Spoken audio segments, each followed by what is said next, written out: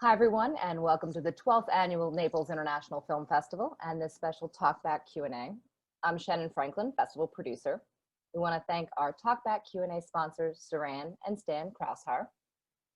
Today, we are discussing the narrative feature, The Outside Story, and we are so delighted to have from the film, the writer, producer, director, that's one person, Casimir Nozkowski. How are you doing, Kaz? Hi, thanks for having me. Nice to be here. It's so great to have you. All right, how badly did I mess that up? You nailed it. That was clean. I have no critiques, no constructive anything. You got it. It's good. Casimir, perfect. Thank you for rolling with that. No, well, just so excited to have your film in our festival and to have you here. I mean, from the first moment we saw it, I mean, it's just such a fantastic film. And thank you so much. And it's beautifully comedic, and it's also, it has these touching moments and this connectivity, and I think it's just the kind of stories that we want to see right now. I really do. Thank you. That's so nice of you to say. Thank you so much. Absolutely. So as a writer, I mean, can you talk a little bit about the inspiration for this story? Yeah, sure. I'd be happy to. I mean, it's funny. I feel like with a lot of stuff that I write, it's all about, it's all little pieces. It's all little pieces, and then you're constantly trying to kind of fit them together. And so, I would say that just as a kind of baseline, I had all these pieces. I had been locked out of my house many times, and I thought it was a really interesting disruption that could make for kind of a really, I don't know, kind of a fun sneak up on you kind of narrative. I had worked as an in memoriam video editor, making in memoriam videos for celebrities who weren't dead yet.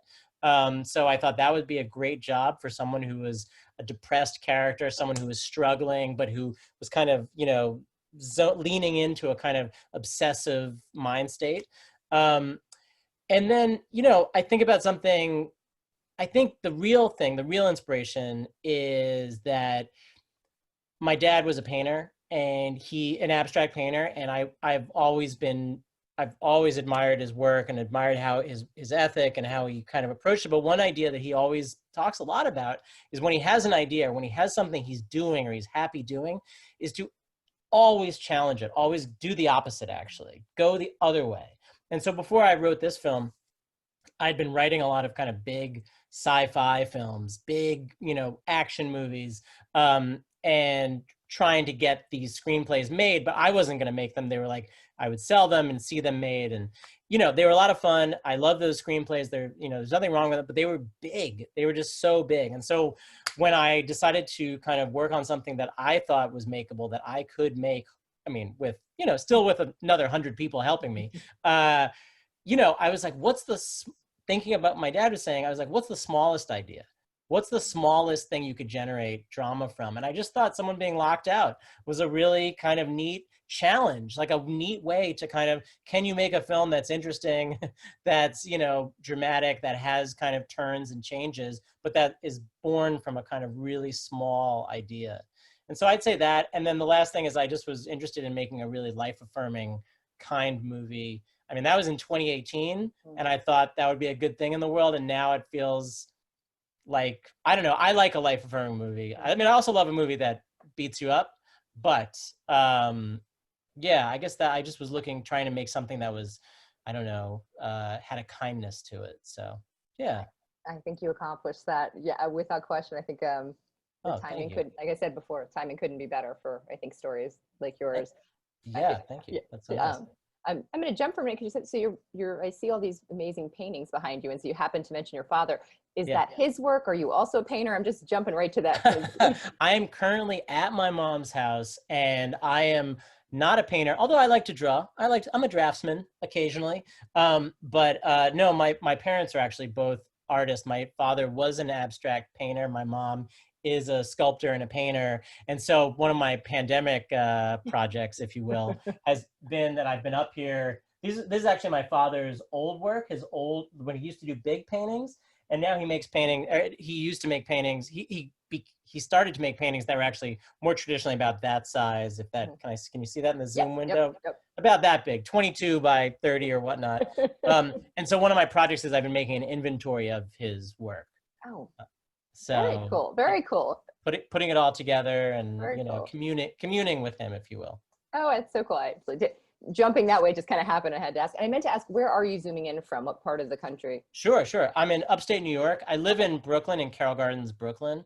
But I am, because of the pandemic and having a 3.5-year-old and being lucky enough to have a parent who has a home with some grass where my son can run around, we've been spending a lot of time up here in High Falls, New York, actually. And so it's been very nice and allowed me to kind of work on this inventory, which is something I really wanted to do this year. That's so special. So that makes sense because I was going to ask a moment later, actually, but setting the piece in New York so that now that I know that you are a New Yorker, that makes sense perhaps that, you know, I think is an important part of the backdrop of the storytelling. And so, so did you always intend to shoot it, you know, in New York? Yeah, I mean, I was born in New York City. I've grown up in New York City, lived in New York City all my life. I love New York. Before I made this film, I made almost 100 shorts, over 100 shorts, writing, directing, or editing. And they're all, you know, a vast majority of them are New York themed. And it's not that I'm obsessed with New York. It's just that I kind of believe that it makes sense to kind of mine what you know. And so I've been kind of, you know, trying to become an expert in the city, which is still a long way away. A lot of New York to uncover, which is kind of the beauty of it. And so I think there was that, and then also just a practical level. Again, how can I make a feature? Where's a place I can set it that I know that's, you know, relatively affordable in the sense that I can just walk out my door and start shooting? I mean, it's funny when you write a script like this, I was like, oh, I'll shoot it in my apartment. I'll shoot it in my building. You know, you have all these kind of fantasies of like, I'll just turn on the camera and we'll just start rolling. And unfortunately, even if you shoot in Brooklyn, even if you shoot right next door, there's so many steps to take to actually make it a legitimate film. So I'm glad I discovered that. I don't know why I was so naive when I wrote it. Maybe that helps you write it. But having said that, though, I do think that it's a film. It could take place anywhere. It is a movie. A lot, you know, people have said to me, hey, it's a love letter to New York. And I totally agree with that. I love that. But I really did want to make a movie that was universal, you know, that attempted to kind of universality. I mean, I think most people have been locked out of something, house, car, something, office.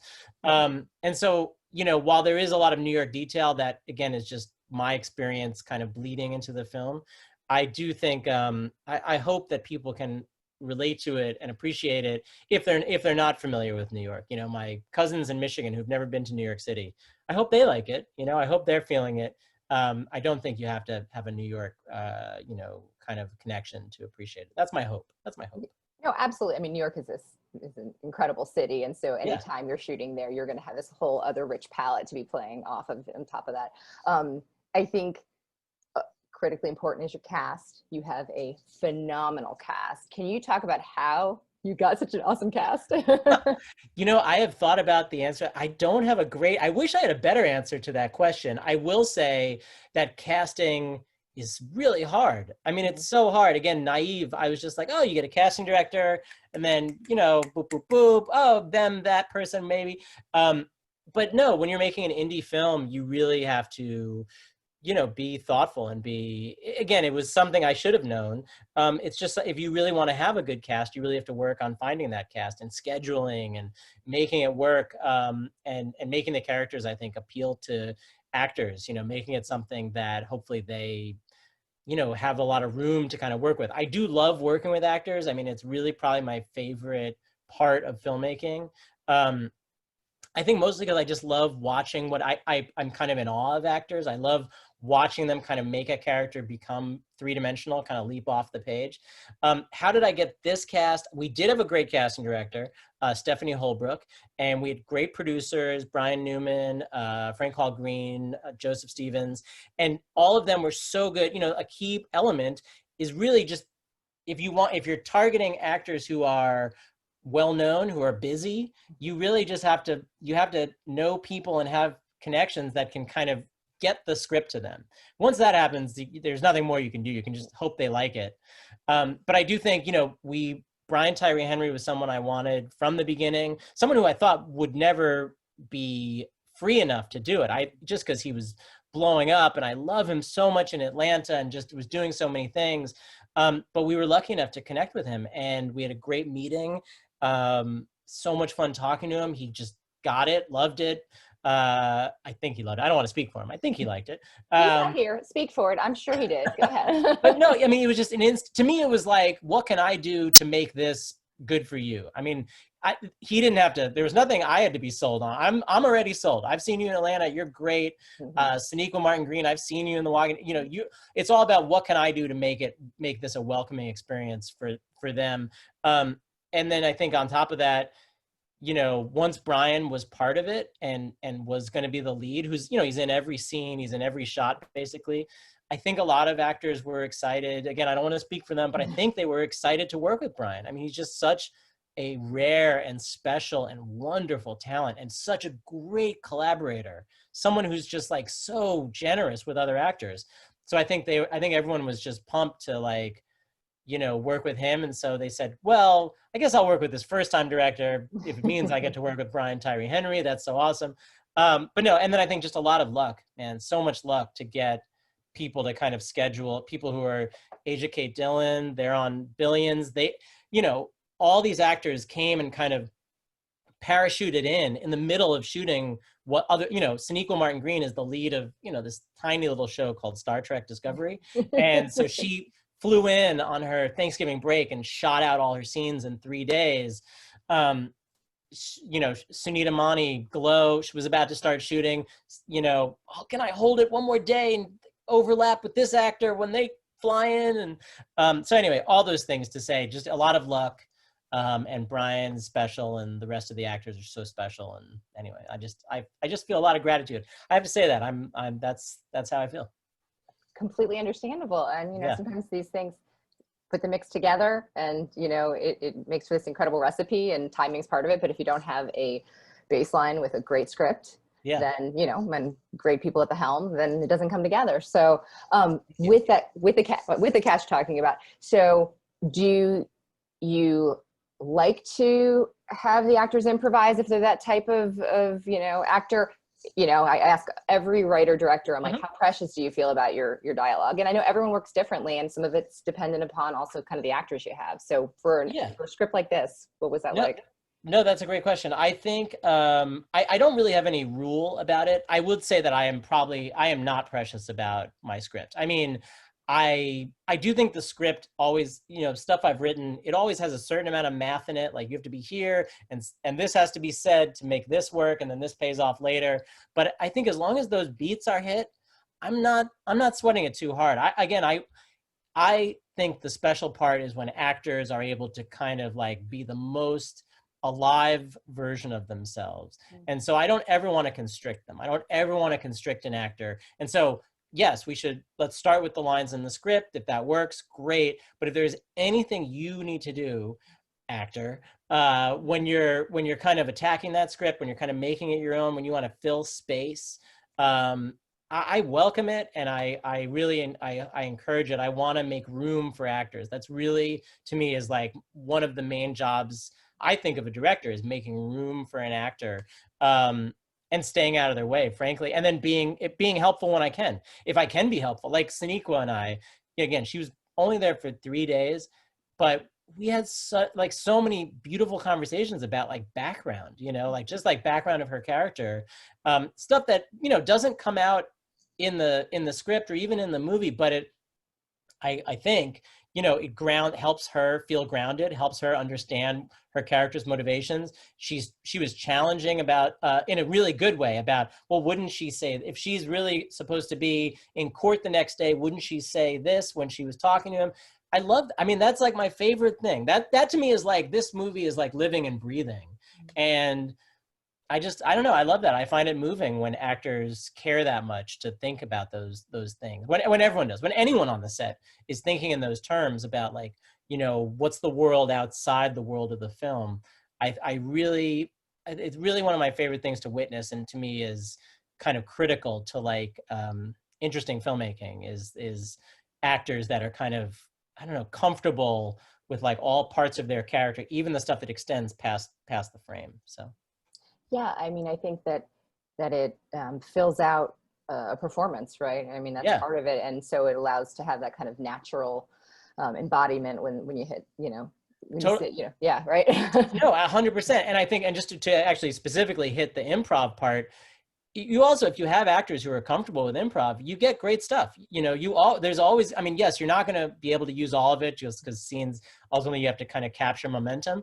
But Sunita Mani, Brian Tyree Henry, some of the funniest improv I've ever seen. I mean, there's stuff that I didn't use that I wish I could have used. That's like the whole set is dying, laughing. I mean, Sunita's got this kind of like dry, kind of like focused, funny anger, and Brian's got this kind of like, you know, kind of deadpan, beautiful reaction. And it was so, there was so much good stuff, like so much good stuff. It's really, there was a lot of the film, the post process that was like pleasure. If anything, scary, because there were just so many paths, you know, that you could take because of this kind of willingness to improv that they had, that I appreciated.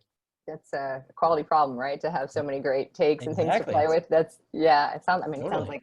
like a great set, you know. It sounds like it must have been, you know, a lot of hard work, but also a lot of fun. And if you can have that environment, then, Yeah. you know, you're doing something right.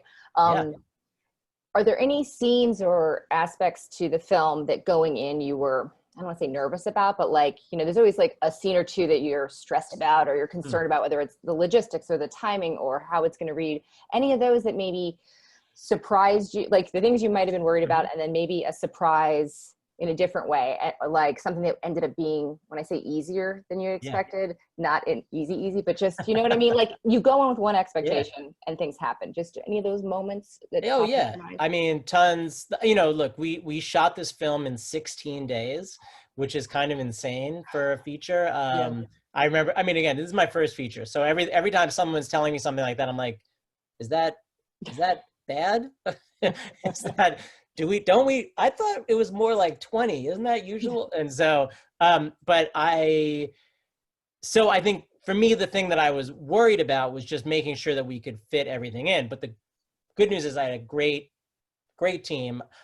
In particular, I want to, besides everyone I mentioned before, my AD, Laura Klein, my cinematographer, Zelmira Gainza, like the two of them, especially, we had a really nice kind of triumvirate there where Laura was, I mean, Zell had done one film, I had done no films, and Laura had probably done 30 or 40 as an AD, and is a genius, like an absolute scheduling, brilliant genius, and very aware of what you can fit and how much you can get in one day. So I think I was worried about, well, will we be able to get everything? You know, it's 90 some odd pages and like 16 days. So that's translating to like something like, you know, 4 to 8 pages a day, basically. Like, you know, will we have time for takes? Will we have time for play and experimentation? And the answer is no. We had very little time for that, but we did find some. And so, you know, quickly I just saw, you know, you kind of get into the mode of efficiency and you're just like, I'm kind of excited when we got in 2 takes. I felt it. It makes you kind of look at it more critically because you're like, did we get it? Because I'm not going to get another shot at this. So we must have gotten it. So those were the things I was worried about, and then quickly felt kind of calmed again by the actors who were so game, by the team that was so kind of like able to really like map it out beautifully. Specific scenes, you know, there were scenes that I just wanted to hit. You know, I just wanted them to land. So scenes like when he runs over the rooftop, I wanted that to be like a release, a real kind of like breaking free moment.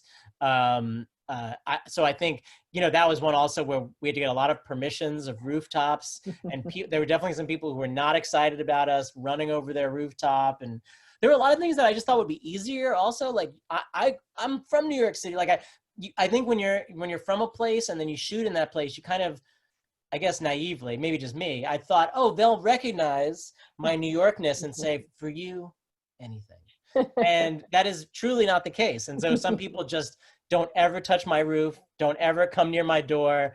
So there were things like that we had to kind of overcome, because you want to, it's not so much that I'm so worried about offending someone or stepping on someone's rose bush, though I would never want to do that. But it's just that you want to make sure that everyone's kind of chill enough that you can have a scene like that and have it be comfortable enough that Brian can just like, woo, you know, just really release. as opposed to being like, wait, worried about, oh, don't step on that. Make sure when you run over there, you go this way, trying to create like as few parameters as possible. And then, other things one other thought that just comes to mind, there was a shot that I had early on that Zell and I were really pumped about, the shot where we zoom into the window from outside of Brian. And it just was a shot that, to me, set the tone for the film. This guy boxed in his window. And I remember being worried, like, how are we going to pull that off? Is it going to work? Hearing the audio from outside. I'm just kind of not sure about the logistics. I mean, it's just a simple shot. But again, the genius of Laura Klein, she was like, well, then that should be the first shot we do. Let's get a hard one. Let's get a hard one in there, knock it out. And then the rest, of that day will be cake. And then you build more momentum. So anyway, those are just some things that kind of leap to mind. No, it's great. I mean, that's the thing of all of this, but particularly indie filmmaking, because you're doing usually a lot more yes.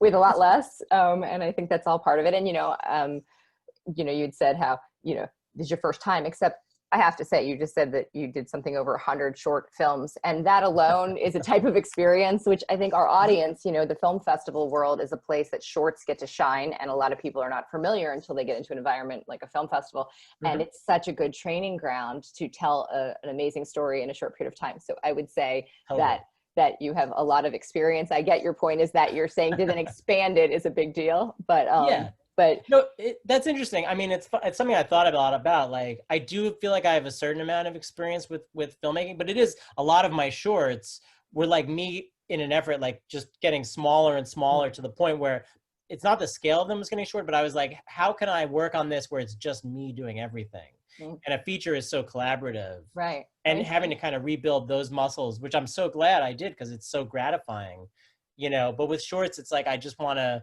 execute ideas, get this done, get this out there. I don't want to rely on other people and other people's schedules, or I probably don't have the resources. Right. So yeah, it's interesting. The two things are very interesting. They prepare you, and in another way, like they don't totally prepare you, so. That sounds about right. Sounds about like life in general. Yes, true. So, okay. So last two questions. Do you think that you'll get locked out of something in the future after all the lessons you've learned, or are you always keeping all keys? Wow. I'm just saying. No, that's a great question. I think I will. I plan on, I do feel like I'm not a scattered person, but I'm definitely someone who can be distracted, by something that catches my eye. And so I do think I'll always be able to be locked out of something. But I think I would enjoy it even more. I like to think in the past when I was locked out, even though I was annoyed, I still enjoyed it. I think now it'd be like even more, that was like 50-50. Now I'd say it'd be like 80-20 enjoyment. Like, I made a film about this. And to anyone who helped me, have you seen my film? Hi, I remember my film, well, listen, yep, that's right. It happened to me. So. See, and this segues into my final question to you, which of course that would allow you the opportunity for, the outside story too. And so the question is, what is next with the film? What is next for you creatively? Yeah, no. So for the film, I like outside story too, though. I've got some ideas for that. I actually did write, I do love films that take place in a day, and like the urgency of a film that takes place in like one day. I do have a version that, not a version, I have another film that takes place in one night. I'm not saying that's the next film. I'm just saying that I have a night film that occupies a similar space. For the film, I would say we're in the middle of this beautiful festival run. Thank you so much for having us. Such an honor to be there. I'm excited. My family's coming to see. That's right. The in-person screening, which is really exciting. And any festival showing it on the big screen right now, I'm just like, again, gratitude, because it's so hard to do that right now. So we're going to play a few more festivals over the next couple months. And then we are starting to talk to, maybe starting to talk to a distributor. I don't know. But I would say, speaking in vague terms, there's a very good chance that our film will be out in the first half of 2021 in an official sense. So if you're watching this and you liked this film, or just sort of liked it, or didn't like it but kind of love indie film, anything you can do to support us and spread the word is just like so critical. for the film being out there. I don't have to tell you that.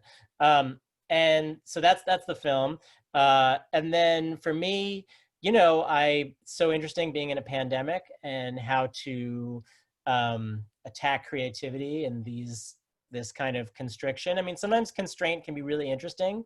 It has certainly altered like what kind of ideas are appealing to me right now. I mean, the whole state of the world, frankly, makes certain films to me that I'd written that I thought one day would be great now seem unviable, and other ones that I was kind of dismissing now I'm like, oh, that would be a welcome counterpoint, you know, right now.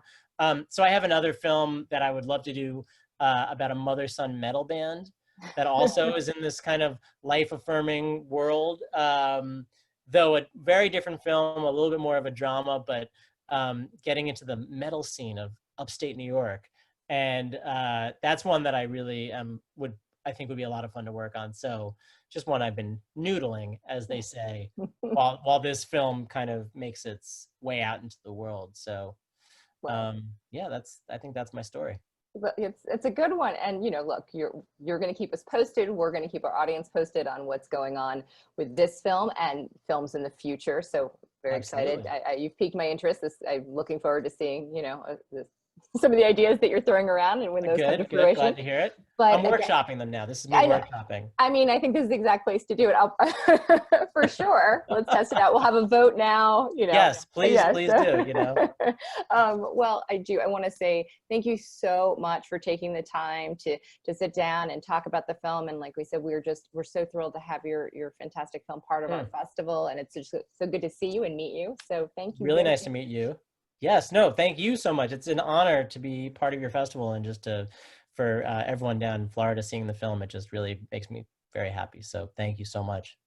Wonderful. Fantastic. And as always, I do want to thank all of our audience for continuing to support Artist Naples and the Naples International Film Festival. Thanks so much. See you next time.